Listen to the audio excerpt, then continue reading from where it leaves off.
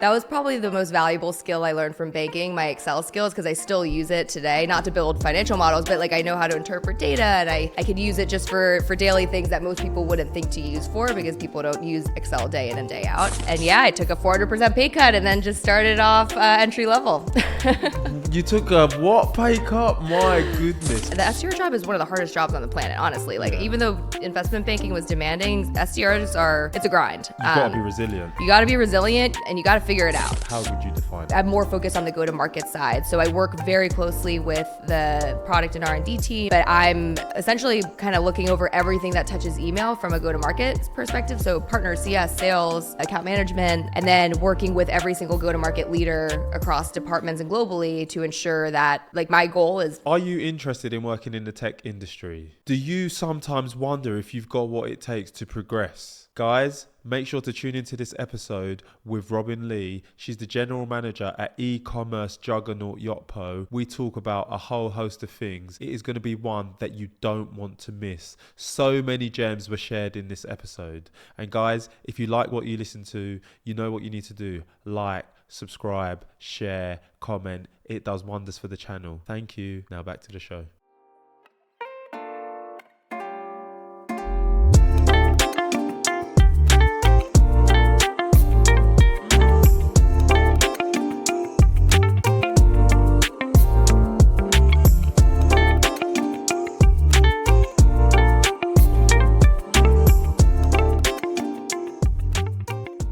Hi guys, welcome to another episode of What My Best Friend Does, where we talk about what your best friends do so you don't have to. Today, I'm joined by my best friend, the general manager, Robin. How you doing? Good, how are you? Thank you so much for having me. I'm doing very well. Welcome to the show. I was just saying, I think you're the first international guest we've had. So come on. Let's go. This is First amazing. American. Yeah. First American, all the way over from sunny New York, if I can I say came just that. for this, Yeah, actually. exactly. And we really appreciate you coming on. We like to start with a little icebreaker.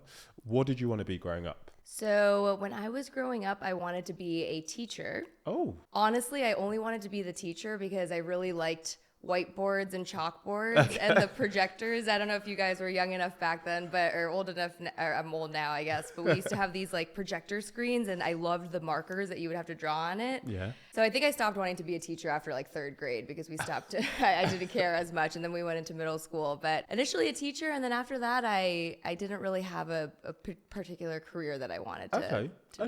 So, all right. So you wanted to be a teacher when you were younger, and then... very young. Okay, yeah, very third grade. And then you weren't too sure after that. Can you talk me through kind of your journey to this point? So did you go to, you call it college, right? Mm-hmm. What did you study at college? The American way, college, yes. So I went to GW, which is a school in Washington, D.C., and I studied finance. Okay. Which was very boring. But I was in the finance school, and from there was actually a couple banks that had come down my junior year. So this is typically when financial firms are coming down, you can interview for a summer internship. So I got the summer analyst position at UBS, which is an investment bank. So I was there by summer between junior and senior year. Ultimately, you do the summer analyst program so that you can get a potential full-time offer. I was given the full-time offer. So after college, I just went straight to New York and started my life in investment banking. Oh, wow. So I think from what you've said there, your next step was kind of decided for you, right? It was kind of just like the logical next thing for you to do. Yeah, like I basically got the summer analyst after the summer analyst program, got the full-time offer, and that's right before senior year of college, mind you. So that's like a huge relief because you're in college, you're partying, you're having fun. It's your last year of college, and then you have the final job secured. So I just went straight into New York after college and did that for 4 years. Wow. Yeah. And you did investment banking. So can like for the listener, how would you describe investment banking and the finance industry? Yeah, so the first group that I was in was equity capital markets. So there's equity capital markets, debt capital markets, and then there's the coverage groups, which are split up by industry. My specific group at the time was focused on any sort of public equity offering. So if companies are going public, if companies are doing a secondary offering, we were responsible for like pitching to clients and trying to get their business as one of the banks to eventually, as an example, take Yapo public or take another company public. So that was my first 3 years. And then the last year, I actually moved to the consumer products and retail group. So in the consumer products and retail group, you cover that full industry, but you're not just doing equity offerings. You're also covering debt or M&A. It's exactly what it sounds like, full coverage. So covering that industry, but doing more than just equity. Okay. So more than just IPOs or secondary offerings. Do you feel like what you studied in college prepared you for those 4 years? That is a great question, and no, I don't think so at all. Okay. I mean, I went to like accounting classes, and I guess I learned like I don't know. I took weird classes because I was just trying to get like art history of Japan or some random stuff. But even though my major was finance, like until you're in a role like that and you're just forced to learn how to build out financial models. You know, it's cool not to touch your mouse because you're only on your keyboard and like building these pitch decks, like nothing can really prepare you for that unless you just actually start doing it. Maybe college is different now, but I can tell you it didn't. I don't think it. And for people who, you know, they might be listening to this, I know we're going to get into what you do now, but yeah, you know, maybe they're thinking about going into finance. What are kind of the skills of people who typically do well, or people you saw do well in the finance industry? Yeah, I mean, it's an incredible experience, but it's a grind for sure. And I think skills. So people who, I guess, like numbers, a lot of, so people who are usually math oriented, I would say, is good for the specific analyst and associate role where you're grinding out. Good at Excel and spreadsheets. Good at Excel, good at spreadsheets. Honestly, that was probably the most valuable skill I learned from banking, my Excel skills, because I still use it today, not to build full-blown financial models, but like I know how to interpret data, and I could use it just for daily things that most people wouldn't think to use for, because people don't use Excel day in and day out. But also attention to detail. Like when we're creating pitch decks, you're forced to left align and coloring and format and language. So it's a grind. I learned a lot. I learned a lot about business. It was not for me in the long term. So I think the people that are good at it, like they're very detail oriented, thorough. They can work very hard. And again, math, I guess. And then the final thing I'll say just before we move on, like you obviously secured your place while studying. Do you need to go to college in order to get a banking job like that? Or like in the UK, there are like internships and things like that can get you on the career ladder. Mm-hmm. Is there the equivalent in the US, or you kind of have to go to college to give yourself the best chance? Sadly, I think you probably have to go to college, but not necessarily. So my brother, he was a software engineer. And he studied computer science in college, and he actually went to Bridgewater, which is, you know, one of the largest hedge funds in the world after college. I don't actually remember if he did a summer analyst program, but he majored in something totally different. He didn't go through like a summer analyst program or anything like that. But he still went to college, brilliant guy, though, right? But he did go to college, exactly. Yes. Yeah. So I think it's like an American standard that you do, but I wouldn't say it's always the case. Interestingly, there's another level above that where people will go to, after college, they'll go to like grad school. And so people who are a bit older will actually come in through like an analyst program, but for associates. So they'll come in at a higher level. Yeah. So then that's really interesting because they actually are a bit older than the analyst class, but they don't have as much experience in the weeds because they're they're coming from grad school. Yeah. So similar to like when I come from college and I didn't have any, you know, relevant skills from my finance classes. For investment banking specifically, I want to say that most of them do come from college. I can't think of a single bank that is hired that hasn't gone to college. Okay. Well, do I agree with it? I don't know. Yeah. People can let us know if there are exceptions to the rule. But yeah, you mentioned you did that for 4 years. You said it wasn't for you. So yeah, talk me through your next step and what led you to kind of transitioning into e-commerce. So definitely wasn't a choice to go to e-commerce specifically, but I just wanted to get into tech because it sounded cool at the time. It was 4 years. I was honestly like super burnt out. I just kind of looked around and, you know, there's a lot of, some of my best friends are still at the companies or in banking or in finance. And I just looked around and I was like, look, I'm not as good as this as you guys are. Yeah. It's not also super interesting to me. And I can't see myself climbing up the ranks and becoming an MD of a investment bank one day. So I kind of was like, all right, I'm 27. I feel like if I need to move and do something, like maybe I should start now. And so I actually got a referral from my friend at the time who had another friend who worked at Yapo. And then I interviewed at another company, and then I just took 2 interviews, and I interviewed for the SDR role, which was an entry-level role. Yeah. I was a bit rash in my interviewing. I think I probably could have interviewed other places and gotten more money or like started as an AE or something, but I kind of just went for it. I was like, whatever. Yeah. Chose Yapo. Honestly, it was the hiring managers at the time that made me compelled to go there instead of the other company. And yeah, I took a 400% pay cut and then just started off entry level. You took a what pay cut? My goodness. And like, you know, people listening to this, you know, thinking, it sounds like it's never too late, number one, to just start again from the ground up. And what was it about was it the pain, I suppose, of your existing situation that made taking the pay cut all right? So within, at least in investment banking, like every year you get your annual bonus. And so I left right after I got my smart. 4th bonus. Okay. Because otherwise, the longer you stay, then you're like, oh man, should I stay another year? And so at that point too, I was pretty financially secure. So I think I was able to take the risk and go to, and just take a big pay cut because I had, you know, money saved up. But it was also, but I never regretted going. So I started as an SDR. Yeah. So I went from, you know, working with really large companies at a really large bank to cold calling people and selling them Yapo reviews to e-com stores. And this is back when, again, like e-com wasn't even, it was still kind of picking up and taking off, but I didn't even know what Yapo did, to be honest. So you just learned everything on the job.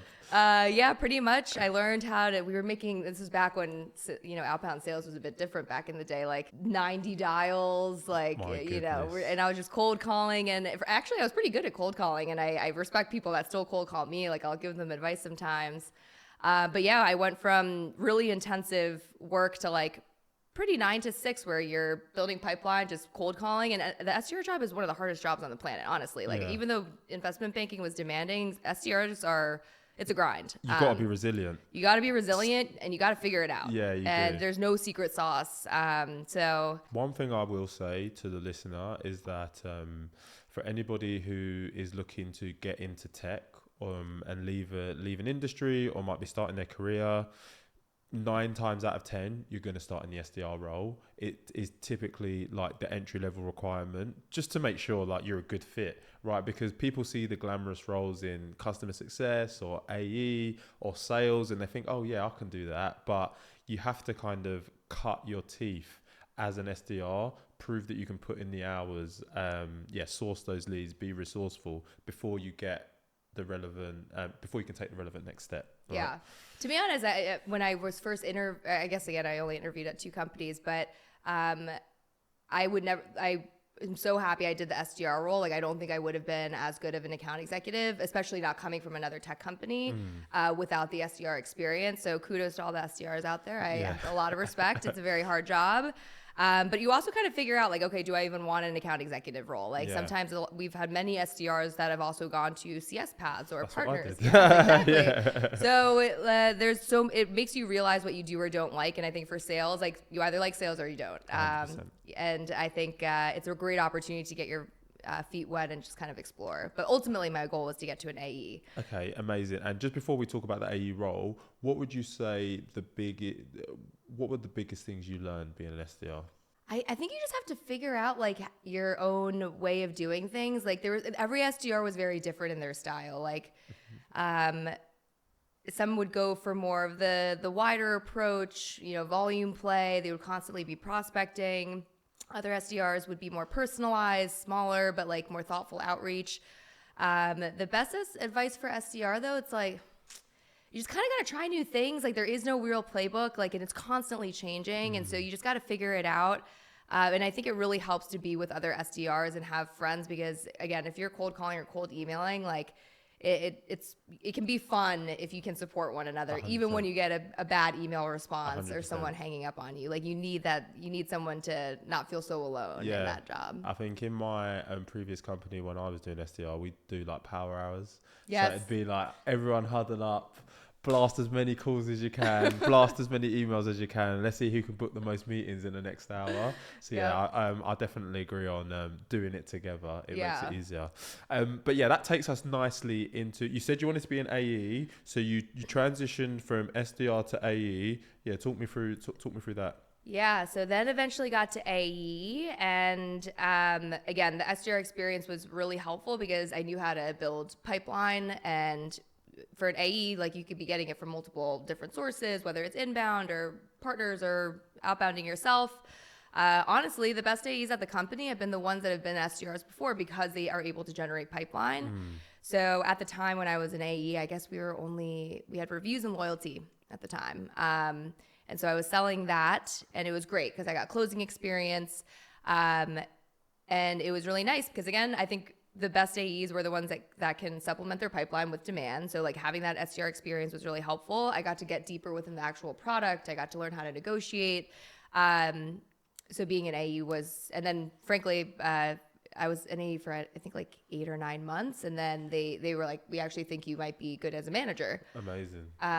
Which was unexpected, and I wasn't planning to be in a management role, but then it just kind of happened. It kind of happened, and I had myself thinking, I was like, actually, yeah, like I don't also see myself as a lifetime AE either. So yeah. How did you find management and managing people and the transition? Yeah.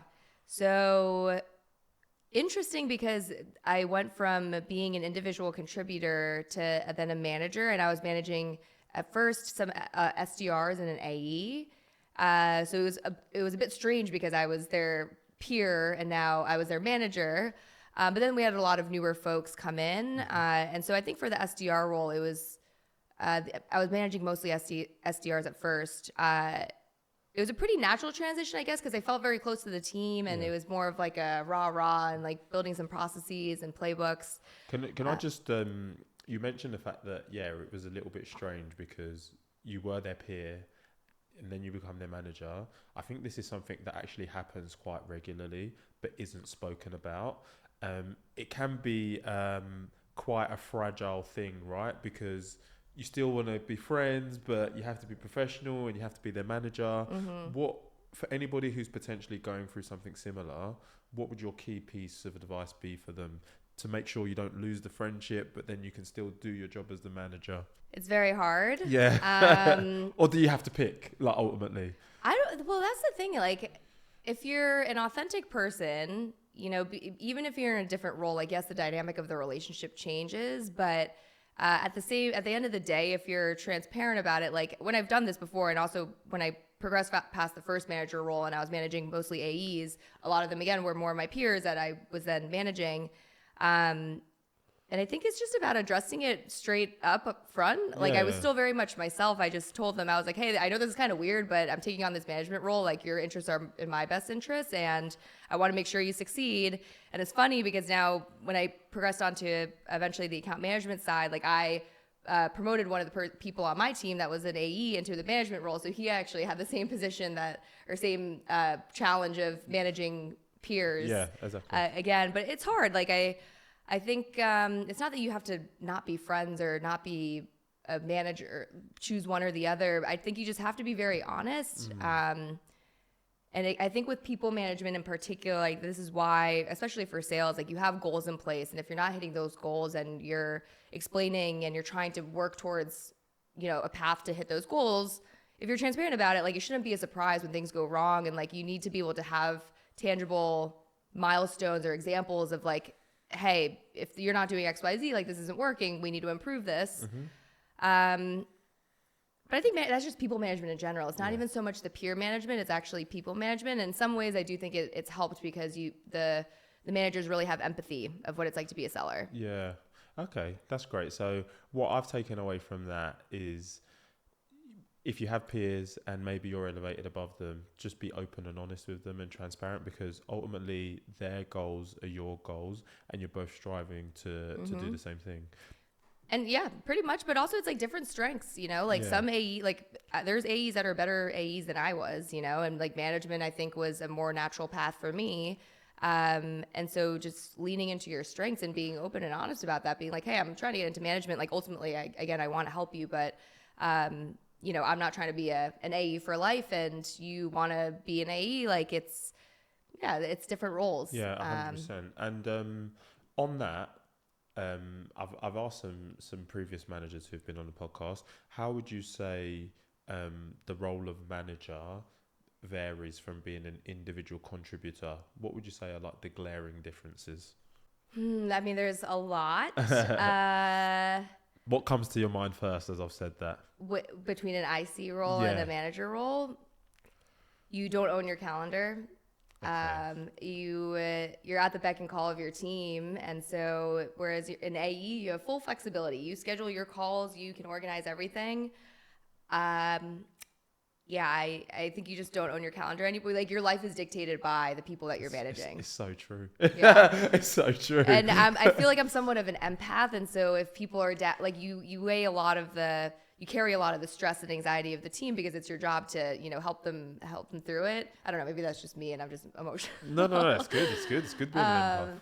But yeah, I mean, it's a different mindset. Like you have to be able to rally the team together, push them, encourage them. I think I was very much a manager where like I would like to share learnings and do things together. There's different types of management styles. But from an IC to a manager, you just don't own your calendar. Okay, that's like... And you have to be okay with that. Yeah. And alongside that, what are some of like the key skills that are needed to be a manager? I know different styles can vary, but what are the skills that you've seen amongst the best managers that you've either worked with, worked for? My manager at the time when I was an SDR and then was the one who promoted me to the AE position, then managed me as an AE, and then to a manager role.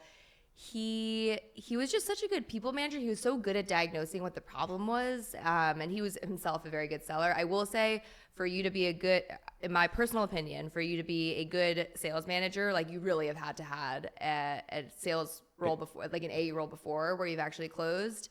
I've seen that happen where it doesn't, and maybe I'm wrong, but like every time I've seen this happen where we haven't had managers that have actually closed business before, like it's very hard to.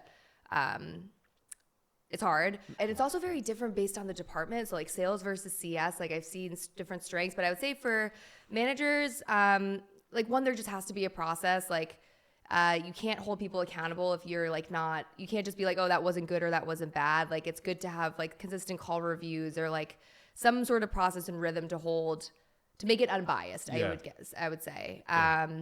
And also like leading through encouragement and like sharing other wins. Like I think there's other examples. Like I don't think it's great to tell someone, hey, like that call sucked. Like you should do XYZ better. But like it's much more powerful when you can point to something else that someone else did on the team really, really well. And they share it with the team and it kind of creates a FOMO effect where the other sellers are like, oh man, like, she's crushing goal. I want to start adopting some of these talk tracks and outbounding skills, whatever. Mm-hmm.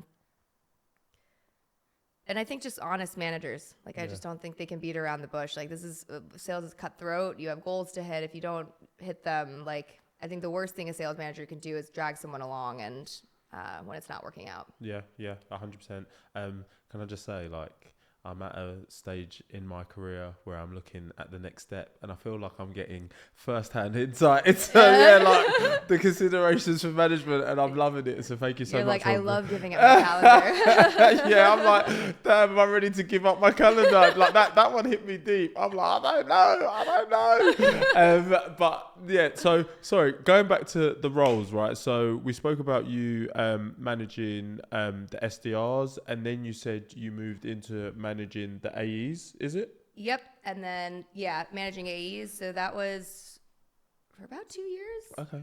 And then after that, I moved over to lead our account management team. Okay. So our account management team was newer at the time, and it's basically sales, but post-sales to existing customers. Okay. So if you think about the history of Yapo, when we only had reviews, like an account management team wasn't really necessary, but then we had loyalty, and then we had SMS, and so we have a bigger install base to actually sell.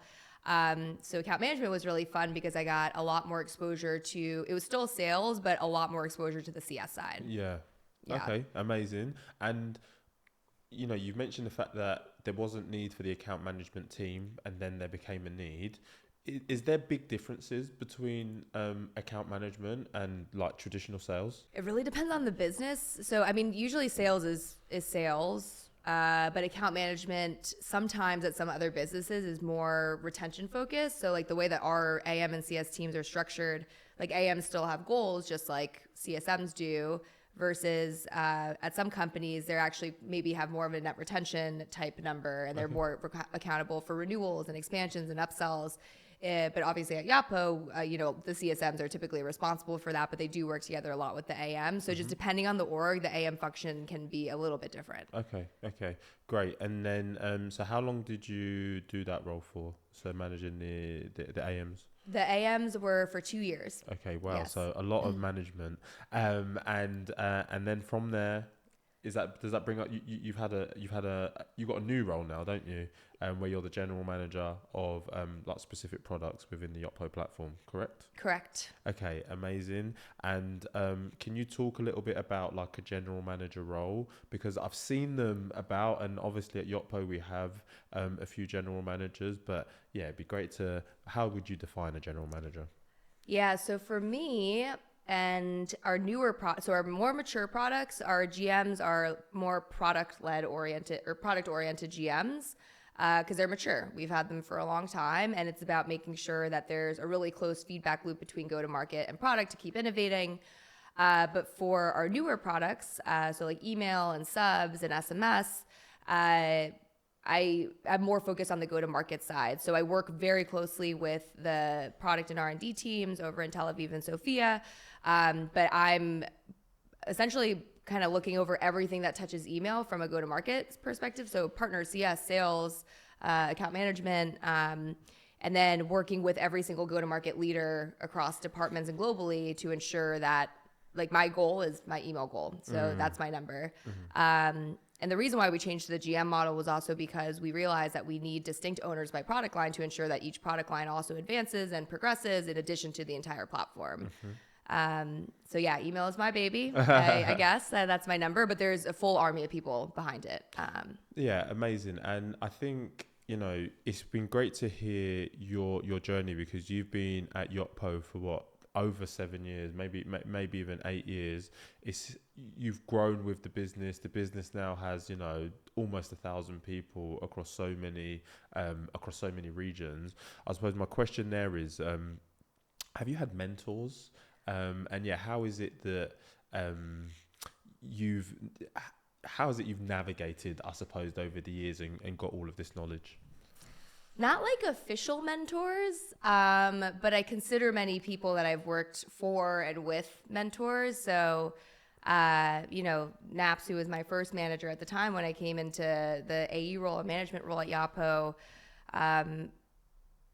So many people that I've reported to, like, they've become just mentors of mine. And also, I would say other people at other departments that I've become close friends with that have really good perspective into the business. So I wouldn't say I've had a formal mentor, but they've so many friends, close friends that have now become, like, again, very valuable and insightful people to me. So this might sound like a silly question, but I'm going to ask it anyway. As you say that, like, how is it that you make friendships? Because there might be people who, they're a bit timid. Like, is it you're putting time in people's calendars? Is it like the socials that are held? Like, you just end up speaking to people at drinks? Like, how is it you've gone about building that internal network of friends? Well, I guess it kind of has to happen if you've been here for so long. I will say when I first joined, it was a very different culture at the company. Like, it was, we were much younger and, we were having a lot of fun. But how do I develop those friendships?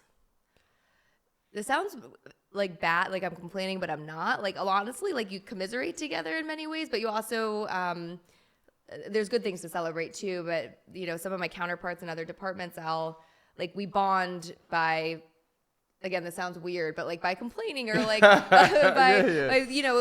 like, oh man, like that sucks. Like, did you hear about this? And they're like, oh yeah. And, that's one example, but I feel like that's how normal friendships are also made, 100%. And that makes it sound like I'm complaining, which I'm not, but I do. But I think it's healthy to complain. Can I just say? And I'm like, okay, I'm human. There's going to be some downtimes, and then it kind of becomes a natural again, this sounds so negative, a shoulder to cry on, but like you have your go-to person where you feel like you can trust them and, you know, get their perspective and also get their feedback. It's like, hey, am I overreacting to this or is this normal? Yeah. And I think that's the most organic way. Yeah, no, fair. Because I think sometimes, and you know, I know for the listener, like we said, it's such a big company, right? And I think some people, you know, they have their roles, and I think they feel like, you know, getting to a manager is unattainable, or VP is unattainable, or GM is unattainable, but it's not.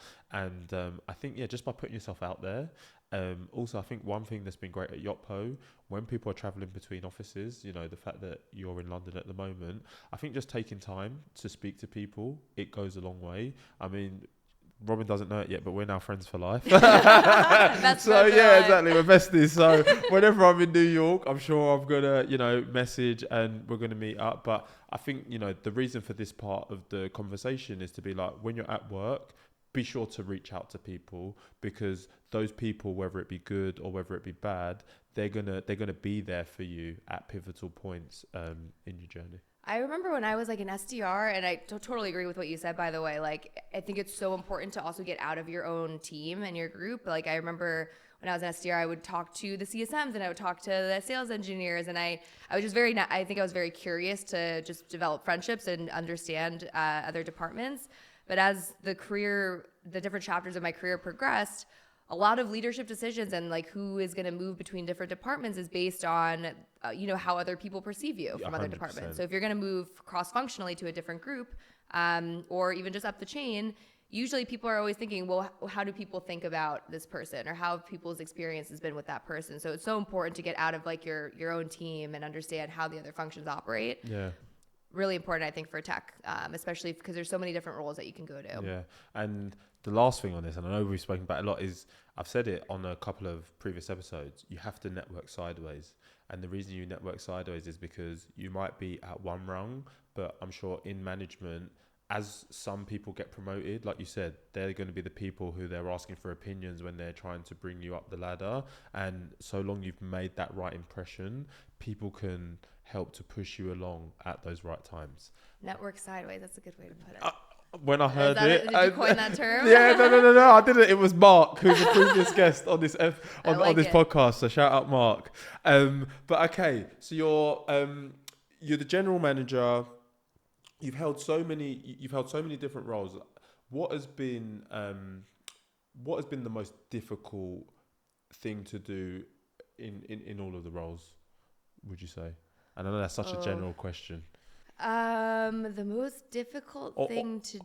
Or let's say, what has been the most difficult role, would you say? Probably this one, because well, it's just it's a newer role, so I think we're all trying to figure it out, even just as a company. And there's a lot of different departments, and I mean, it's been the most exciting role for sure, but I think it's also been the most difficult, which I guess inherently it's supposed to be, right? Yeah. Like it's supposed to be another challenge. I think it's challenging because there's a lot of people and a lot of departments that I have to liaise with. Mm-hmm.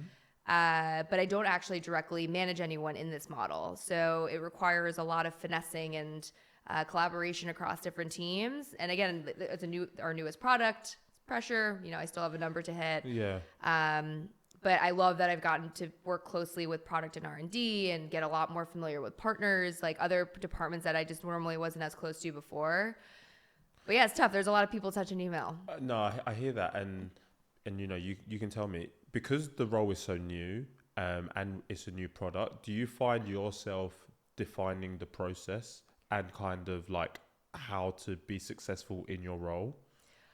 Kind of. And I already know the areas that I'm somewhat failing in because I'm feeling very chaotic and disorganized. And I know that it's really needs to come back to me just more clearly defining the strategy. And I think it's partially also defining roles and responsibilities, again, because I'm not directly managing anyone. When I'm working with these go-to-market leaders, a lot of cooks in the kitchen, and it gets very chaotic. But I think I sometimes get paralyzed and I can't, either properly delegate or just kind of zoom out. And I think I would need to rely more on my peers and my leaders around me. So yeah, it's been hard, but I definitely, I can't remember your original question. I don't remember it either. No, I was going to say, what were we saying? Yeah, so basically you're defining, you defining like your role because it's so new? Yeah.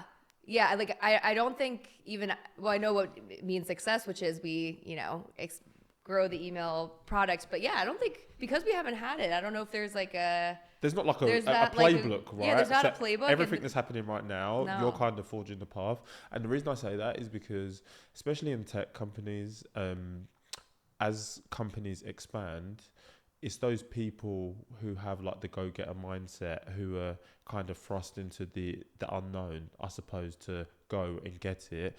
And I suppose I just wanted to kind of understand from you, like, yeah, like when you have to go and get something, what the mindset is, right? Like, just hearing you say that, you feel like you're failing and you need to trust, it's like so honest. And I think I'm just trying to, shine a light on what going into that unknown is like, I suppose. Yeah, it's I don't know. I mean, I feel very busy, and I feel like when you're really in it, though, when all I think about is email, whether for better or worse. Like, I wake up thinking about integrations, or I wake up thinking about partners. It's like very integrated in my life right now. But it's really fun if you can just kind of take a step back and organize yourself, and then you're like, sometimes I'll have so many different tasks coming at me, but if I ignore them for just even like a day and I really just think about it, I'm able to be like, okay, this is actually what I'm trying to do. And sometimes my plans completely change. The volume of emails I receive now, like the amount of inquiries and requests coming towards me is a lot.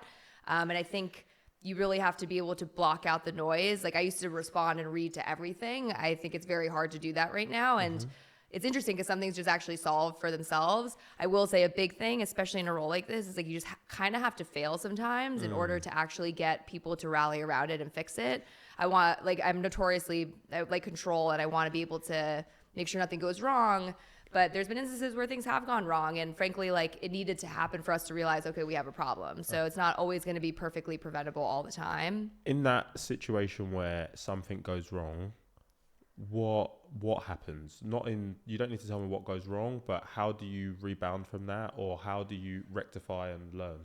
Yeah, I guess it depends on the situation, but it's never about like shaming anyone, like no one, it's never a single person's fault. Like, if something goes wrong, whether it's with a client or I don't know, something else I can't think of, but it's usually just trying to understand like why it went wrong in the first place. So what was the issue? Was it a product issue? Was it like a responsiveness issue? Was it a lack of data problem?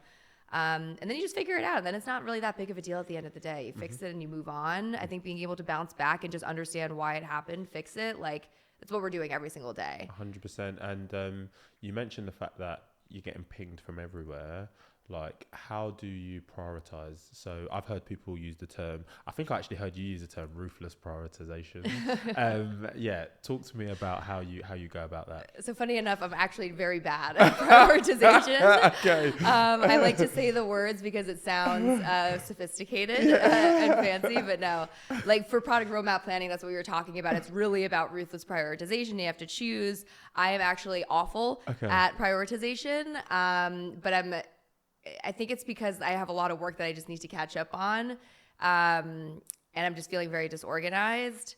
But honestly, like, it is weird. I used to literally respond to everything, read everything. And sometimes I just don't respond right away. And I actually have found that in many cases it works better because either one, they figure it out, or two, I have a moment to think about it, or I see other people's reactions. I've just gotten to realize you don't need to respond in 2 seconds. Not at all. And it's actually probably better that you don't in many ways. 100%. So something I was always taught, and I do this in my role as a CSM, if you respond to everything after 2 seconds, people are always going to expect you to respond after 2 seconds. You have to just give yourself like that buffer because it's just real life, right? Yeah. So you shouldn't set that unrealistic expectations. I will say, like, again, I don't really own my calendar still, but well, actually, it's funny. I do own my calendar. My calendar doesn't feel owned.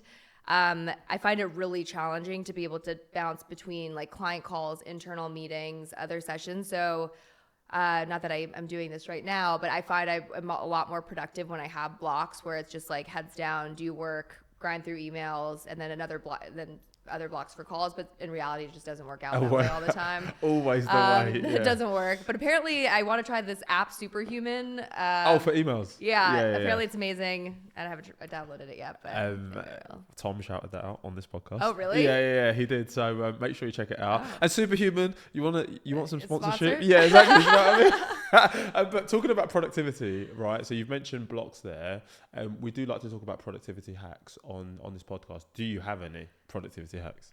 No. I feel like I can't. I don't know. What are some other things that other people have said? So people have said like ice baths in the 6 in the morning. No. So people have said the big one is the Pomodoro technique. So work for 25 minutes, take a 5-minute break, do that like 4 consecutive times, and then take a longer break. We've had that one a few times. I've had another guest said the Bear app. So they use like a timer where like their phone won't work. You actually said one, so time blocking. So a lot of people have said time blocking because you get caught up in things. And another one I remember, which I thought was really good, if you can do something in 5 minutes, do it there and then. That's a really good one, and I'm trying to do that more often. Yeah, because if you don't do it there and then, and it's not like a priority task, it might just get lost forever. Yeah. So if you can do it there and then, do it there and then. See, I listen to my guests. Look at that. That was four productivity hacks for free for the price of one. There you go. I like the 5 minute. I can't say I have a lot of productivity hacks, which I probably should. Yeah. But I don't. I really don't. Like, I'm just being candid. No. I'm not super organized. But I will say, no matter how many productivity hacks you have, especially for, I think, like a manager or my position where I need to like oversee how a lot of different departments are doing, it's really important to establish like checks and balances and processes. So having monthly or quarterly reviews, having very clear agendas about who's supposed to prepare what for those, because even in absence of not being able to put out fire drills or deal with issues all day, you know that like everyone's driving towards the same ship and will have the review on XYZ topic. So it's about like very clearly defining roles and responsibilities and processes across departments for this particular function. Because then you can rest assured that the people around you are also going to be delivering and they know what they're doing, and we have clear owners. It gets to be so messy when we don't have clear owners on things. I think that's like such a key insight. And like regardless of all the day-to-day noise, making sure you have those key checkpoints, it will keep you on the path to success. That's the way I took that. That's amazing. We spoke about like some of the toughest stuff. What would you say is like some of the most rewarding things about what you do? Oh, I love watching people progress in their careers. Like, it would be the best days were when you would get to promote someone or like move someone into a new position, even if it wasn't on your team, like getting to just see talent grow and move around. I love watching people win. Like, it's just such an electric energy when people are getting a deal across, or I don't know, someone has a really good call and everyone's cheering each other on. Like, so I'm still very close to the sales and account management teams, but that was like it was just a lot of good energy, celebrating a culture of winning. And what else do I like? I mean, I've just learned a lot about SaaS and tech and ecom. And I think especially at this company where we operate in so many different categories internationally, different product lines, like there's so much to learn, but I don't know. I think it's just been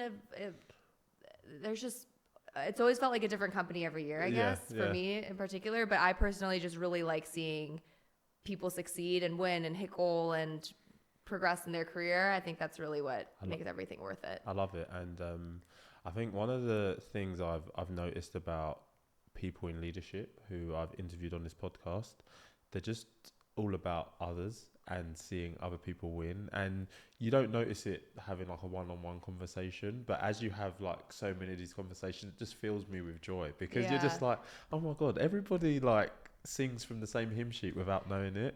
And I just love having these conversations, man. Watching good people win. I think it's just, I don't know, it makes me very happy, because I've seen bad people win as well. But when good people win, it's just so much better. We like the good people. But yeah, speaking of like tech in general, to anybody who's looking to get into the tech industry, what would your key piece of advice be for them? So I think it's really important to understand how big of a company you want to go to. Like, tech is a big space. What is it? MarTech? Is it cybersecurity? Like, there's so many different potential options. But size of company is definitely important. Like I probably personally wouldn't go to like a 10-person startup, but I don't think I'm actually that risk tolerant. And so I joined Yappa when it was like around 200 people, but yeah, be very familiar with or know the size of the company and what stage they're at. Understand the competitive landscape. I don't think that's a question that people actually ask very often on interviews, which I'm a bit surprised with, at least for the IC level. And understand like what the growth plan is for 5 years from now. Maybe it's not, we don't know what the growth plan is 10 years from now, but understanding like, is there going to be a stable path in 5 years? Like how are they going to maintain competitive? But I think you get a lot of insight simply by understanding the competitive landscape. I love that. And you touched on interview there. You've obviously probably interviewed so many people being in management roles, and I'm sure you've done some interviews yourself. What would your key piece of interview advice be? So I love what you just said about understanding the competitive landscape. What else would you say, for the listener? So competitive landscape to understand how well the company's doing. So if you're going to be like a seller or a CSM, you're going to need to know that information regardless. That's more about choosing which type of company you go to. For me, when I'm looking for people, actually, one tip, always have questions prepared. Yeah. If you do not have questions prepared, I just think that's like the biggest red flag. It just doesn't seem like there's any curiosity. There has to be something that you can ask or you've prepared. But just ask, come prepared with questions, like be curious. I find that such a deterrence if people do not. Mainly because I'm trying to think about their critical thinking skills, and I want to see if they're catching on, if they're asking the right questions, which is arguably more important than saying the right answers. Is there such a thing as a bad question to ask? I don't know. Not like a bad question, but if it's like canned and it's the same question that maybe they also ask their other interviewer. Yeah. Like, I don't know. Like, just put some thought into it to show that you're thinking critically. And I think that's the thing. So put some thought into it and try and tailor the questions to the company. Or one the thing industry. I always test for, and I don't even know if I'm going to tell this interview question because this is my go-to interview question. But one thing I always test for, especially for an IC role, is how well they take feedback. Should I say the question? Yeah, say it. Okay. So what's the last piece of feedback that you received that you disagreed with and why? Oh. And then you can kind of tell they'll kind of think, they'll go to a situation. Usually it's like one of two scenarios where it's either like a scenario that makes them look good or a scenario that's actually honest. And then from there you can tell how are they thinking about what happened in that. Like, did they blame it on someone else? Did they take accountability for it? What a question. Oh my God. Oh my God. I'm not thinking now, like, as I'm here. What a question. And like you said, if they look too good, red flag. If they look too good and they're like, I just wanted to work really, really hard and someone yelled at me for this is a bad, I don't know, I'm making it up. When you can tell it's like a fluffy response. I think and coming back to what you were saying, right? Authenticity, right? As long as you're authentic, it doesn't really matter what you say as long as you own up to it. Because I think when people go into interviews, they think that they have to be perfect, they think that they have to be script ready, but it's actually not that. Because a lot of stuff can be taught. But there are some intangibles that cannot be taught, and I think it's those intangibles that you have to kind of get out in interviews. Yeah. I completely agree. Like some of the core competencies have to be there, but we've hired from other categories or competitors before, and even if they have transferable skills, it doesn't mean that they're necessarily successful.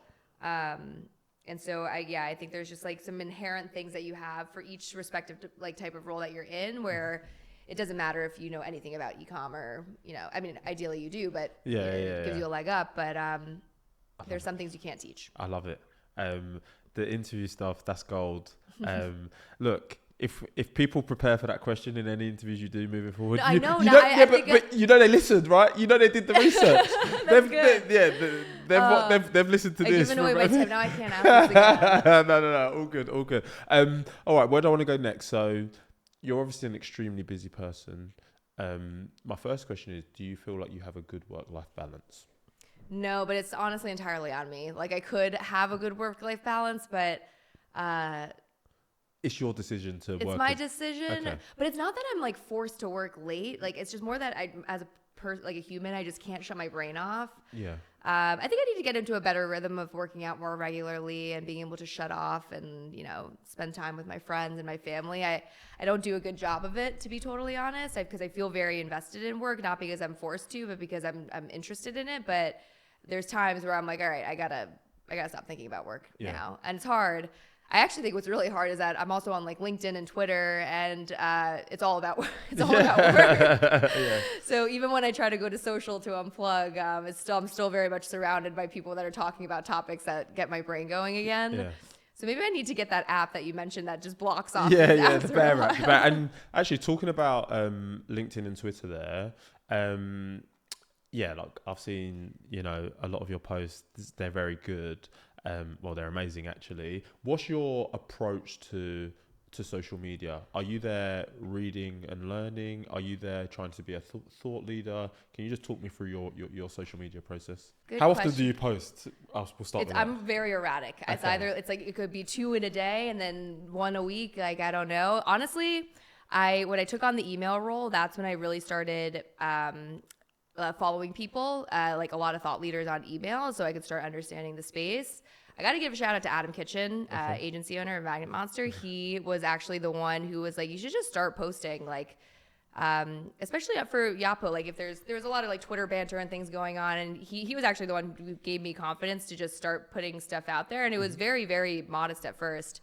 I don't have like a rhythm or a schedule. I don't have like, I don't sit down on Sunday and plan out all my posts for the week. Yeah.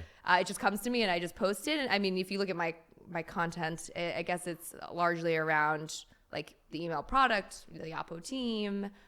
On Twitter, I'm a little more funny. Random topics, mostly around this like ecosystem though. Amazing. And just on that, like you mentioned the fact that, as you've tried to learn more about email, you started following people and being intentional. I've always like tried to do something similar, like follow the right people to get the right information, but sometimes I'm overwhelmed by what I see. So when you're following people, how is it you make sure you're served the right content, I suppose would be my question. I don't know if it's because I have more people that I'm connected with now, but I feel like LinkedIn is just flooded with thought leadership nowadays. And I'm like, there's a lot of thought leaders. And I don't know if that's just by nature of getting connected to more people. So how do I ensure that I get the right content? You know what? I will say it's not just also about posting things. It's also about engaging with other people. So like if someone writes something interesting, I'll comment and I'll have good discussions. But I don't know. I get served up a lot of content, and some of it's good, some of it's bad. Okay, that's good. I think that's what I wanted to know.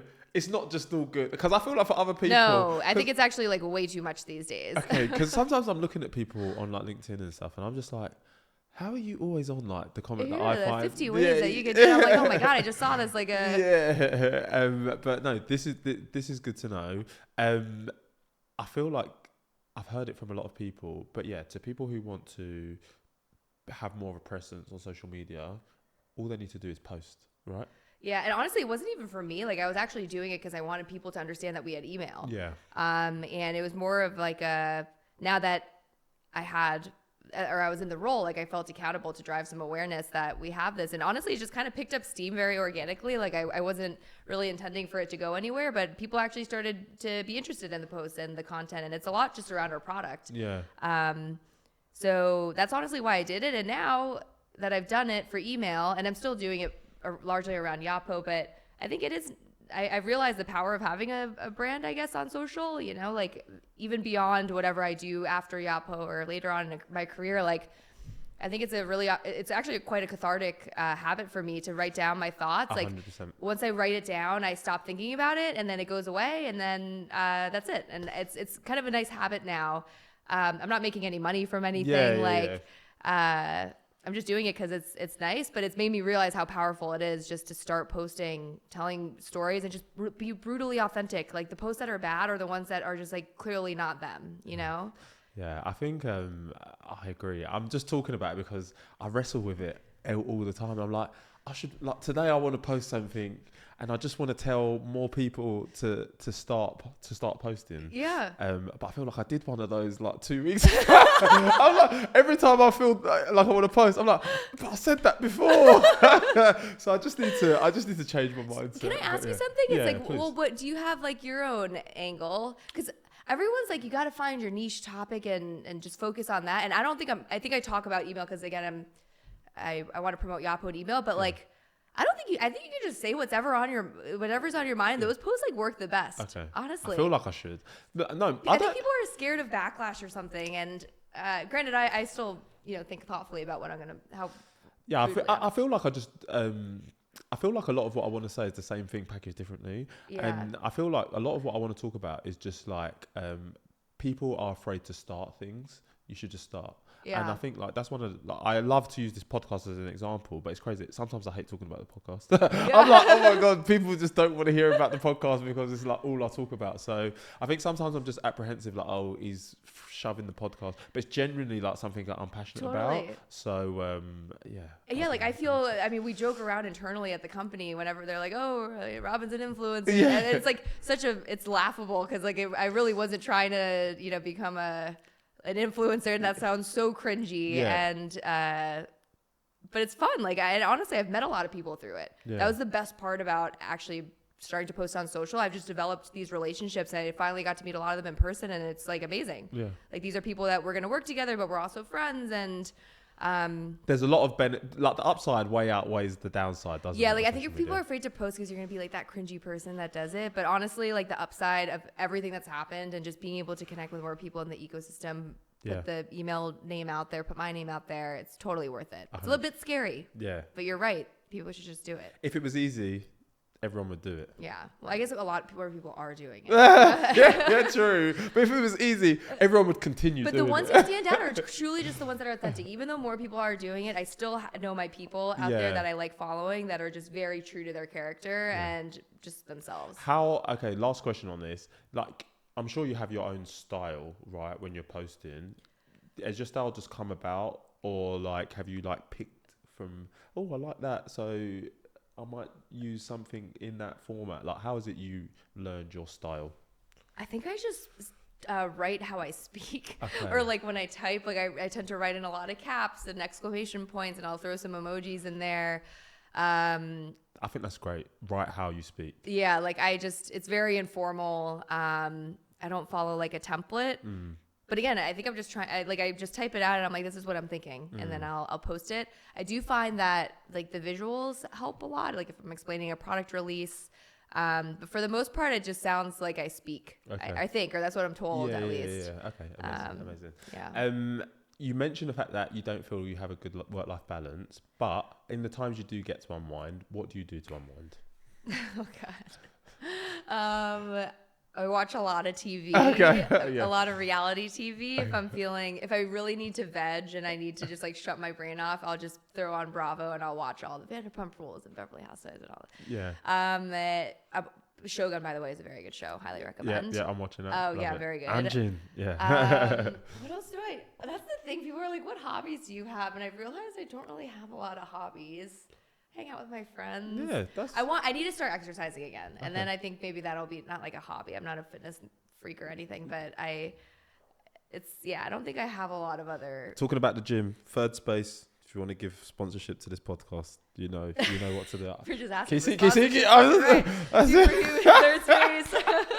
No, I'm joking. No, Robin, that's great. I think but regardless of whether you have hobbies or not, the thing I love about this podcast is that everyone's different, right? And like, you don't have to have hobbies. You can watch TV. I think these conversations just show that there's no one uniform thing. So yeah, it's fine. Well, actually, when I go on vacation, I really enjoy reading. Yeah. But I never really read it otherwise because I feel like I'm too ADD and I can't concentrate. But I actually love reading. So if you have any book recommendations, people, let me know. I like fiction. We're going to ask you for a book recommendation very soon. Well, I read like trashy fiction. This is also similar to my reality TV show binges. I don't have a good answer for a good book. Okay. Well, we'll see when we get there. Final couple of questions. Where does Robin see herself in the next 5 and 10 years? Oh God. Well, I'll get married this September. Amazing. I eventually want to start a family. Yeah. Maybe I'll move out to the burbs. Career-wise, I have no idea. Okay. I have never been like a 5-year plan person ever. So I don't think I would have expected 5 years ago I would be where I am now. But I don't know. I mean, I'll be at Yapo doing email stuff, and then I've tried to think about what I would do if I left. Full-time influencer, obviously, clearly. Full-time influencer. Brand, what is it? Brand management. Yeah, but like this role has been interesting because I've seen so many different departments now, and I'm kind of like, all right, well, would I want to do that? Like a couple years ago, I thought I would want to maybe be the VP of sales or something. Like, I don't know. Now I'm kind of like, do I want to be that? I don't know. Okay. Watch this space. So yeah, we'll run it back when we have millions of listeners and Robin is running the world. We're going to run it back and we're going to see. We're going to play a clip back and be like, look. So this is my first podcast. So maybe I'll become a podcast, a serial podcast guest. There you go. We'll take it from there. Robin, this has been such an amazing conversation. We do have a quick fire round, but before we get into it, just like a final takeaway for the listener. If you had like any piece of advice that you wanted to give people who are starting their careers, looking to progress through their careers, what would it be? Don't assume that everyone knows what you're doing all the time, and don't be afraid to brag. Like, I really truly think that a lot of my progression has not been from me outwardly bragging, but when you do good work, the best people that I've worked with and have been the ones who have seen problems, found solutions. No one told them to find a solution. They did something to help the broader good, built a playbook, fixed a process, whatever it might be, shared a learning. And then when those successes actually work out, like, share those winnings. Like, there's, especially at Yapo, like, our company is huge, but at any company you're at, like, you should never be afraid to brag. And actually someone posted about this last week, and I thought it was really resonant. Like, the CEOs don't always know what you're doing and if you're doing good things. So you should never be afraid to, like, pump yourself up a little bit. And you don't have to be, like, super loud and crazy about it, but you shouldn't be afraid to do it either. I think It's a great way to bring visibility to yourself. Robin, thanks. You ready for the quick fire round?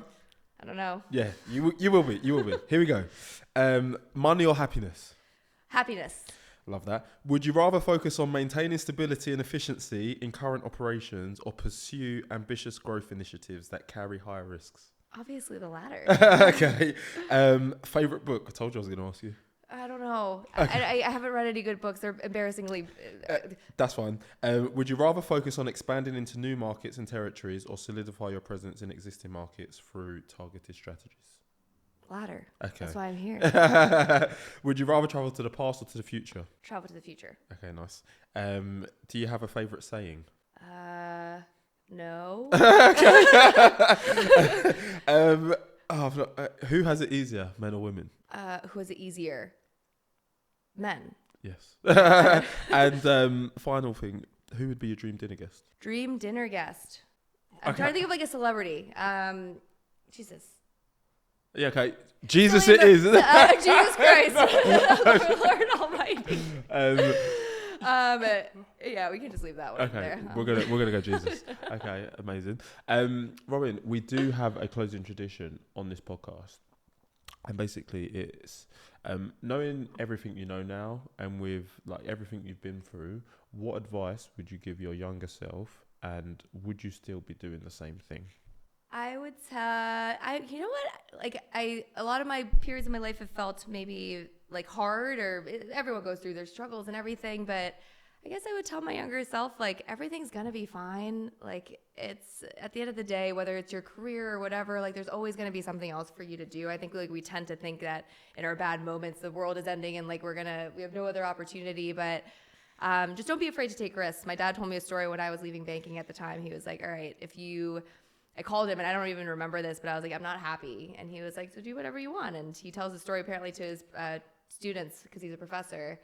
And so I guess that's my advice. Just don't be, if you're not happy, like, you can change that.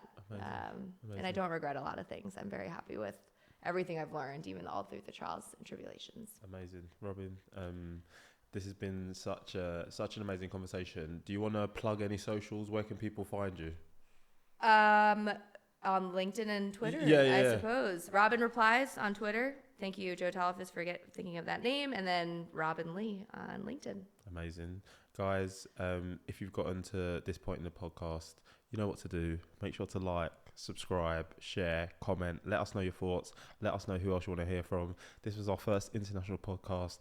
Robin smashed it. We loved it. This has been another episode of What My Best Friend Does. If you didn't know, now you know.